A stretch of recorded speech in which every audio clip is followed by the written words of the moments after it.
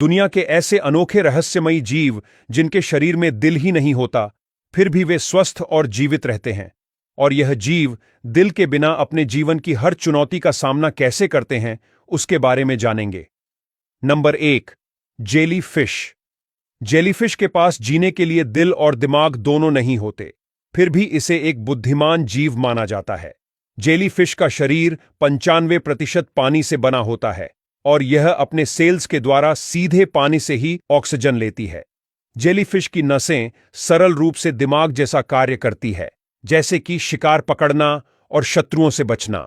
फिर भी यह बिना दिल की जेलीफिश इतनी जहरीली होती है कि अगर वह काट ले तो उसका जहर इंसान के लिए जानलेवा भी हो सकता है। Number 2, starfish. स्टारफिश के शरीर में दिल की जगह एक अनोखी सिस्टम होती है जिसे वाटर वेस्क्यूलर सिस्टम कहा जाता है। यह सिस्टम उनके शरीर में पानी को पंप करके ऑक्सीजन और पोषक तत्वों का संचार करती है। स्टारफिश में छोटे छोटे छिद्र होते हैं जिससे उनके शरीर में समुद्र के पानी प्रवेश करता है, जिससे उनका शरीर आवश्यक ऑक्सीजन और पोषक तत्व प्राप्त करता है।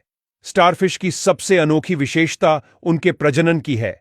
स्टारफिश यौन और अलैंगिक दोनों प्रकार से प्रजनन कर सकती हैं। यौन प्रजनन में नर अपने शुक्राणु और मादा अपने अंडाणु को पानी में छोड़ देते हैं और पानी में ही यह अंडे फलित होते हैं, जबकि अलैंगिक प्रजनन में स्टारफिश अपने शरीर के किसी हिस्से को अपने शरीर से अलग करती है, जिससे एक नए स्टारफिश का निर्माण हो सकता है। Number 3, flatworms. फ्लैटवर्म्स में दिल या रक्त संचार प्रणाली नहीं होती। इसके बजाय इसका शरीर इतना पतला होता है कि वे अपने पूरे सतह के माध्यम से ऑक्सीजन सीधे इसके शरीर की कोशिकाओं तक पहुंचती हैं और कार्बन डाइऑक्साइड भी आसानी से बाहर निकल जाती है। फ्लैटवर्म्स में पूरी तरह विकसित पाचन तंत्र भी नहीं होता। इनके शरीर में एक ही छिद्र होता है जो भोजन ग्रहण करने का काम करता है। फ्लैटवर्म्स में भी स्टारफिश की तरह पुनर्जनन क्षमता होती है। यदि उनका शरीर कट जाता है तो वे आसानी से इसे पुनः विकसित कर सकते हैं। नंबर 4, सी स्पंज। पहली नजर में सी स्पंज आपको एक वनस्पति की तरह दिखेगा, क्योंकि यह वनस्पति की तरह एक ही जगह पर रहता है और इसका बाह्य स्वरूप भी वनस्पति जैसा दिखता है, लेकिन यह एक समुद्री जीव है। सी स्पंज का शरीर कई छोटे छोटे छिद्रों से भरपूर होता है।